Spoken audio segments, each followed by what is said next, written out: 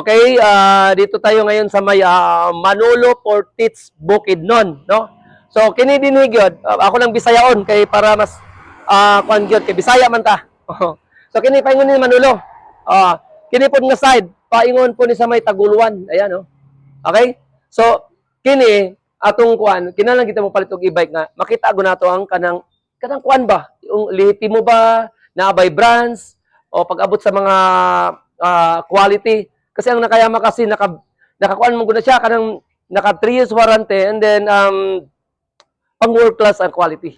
Ana magandang Nakayama din nabutay mga seal of quality, excellence award, mga inana, and QEC award and then the NCE award na pud na yung mga award ang Nakayama. So mura gid akong kuan sa inyo. Ayaw gid mo basta-basta dagan ba kay mga karon, dagan ba kay mga scam through online. Ay gid mo pag online deposit. Kinahanglan gid mo na makita ginana gid sa Mindanao, okay? Unsa na lang kung magubang e-bike? Unsa na lang kung dili gid mo abot ang e-bike? Unsa na lang kung pag-abot dinhi watas-watas ang e-bike, di ba? So kinahanglan makita ninyo na naa na dinhi display, maayos ang display, ana ba? So ina na atong gipangita, no? Kay mo man ginakaron, kay mo man ginayon na Brato ang Manila. Kami nami pila ka branch sa Manila, pero although Brato gid pa balikan do. Siyempre, pag-abot dinhi alay na pud ang pang price kay Mindanao man Pero kini kami pre-deliver. Pagabot din pre-deliver na kami din Nag-deliver sa Zamboanga, deliver sa Butuan, nag-deliver sa nga lugar, no? So kini atong mga e-bike din sa Manolo. Ayan. Okay? So ayan. So yun kini lang ano natin, ayan. So daghan kay magmapipilian nga e-bike, ayan. Labi na ginani Kini Ayan di ba? Daghan kay magmapilian nga e-bike, ayan So daghan dinhi mga 3 wheels ni daghan kay mo. So kung wani gi mo Manolo, ani lang mag-alai, makita ninyo ang e-bike na sobrang ganda yung e-bike natin.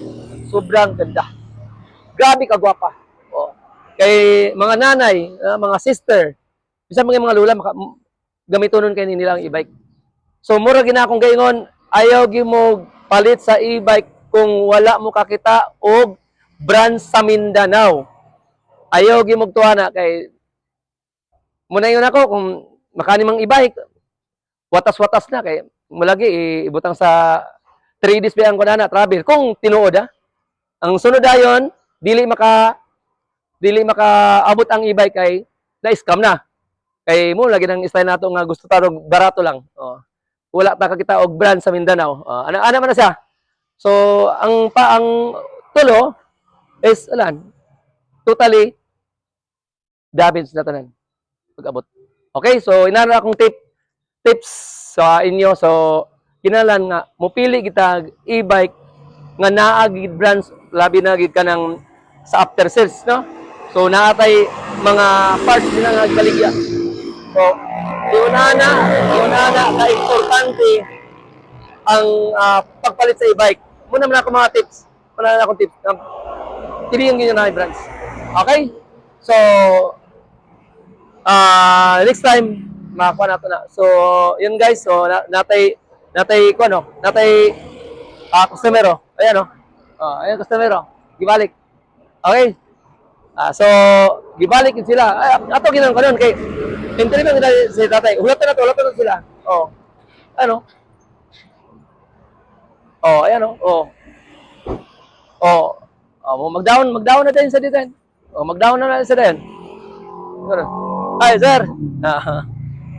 So, muna itong customer gibalik. So, yun lang guys. Tips lang yan.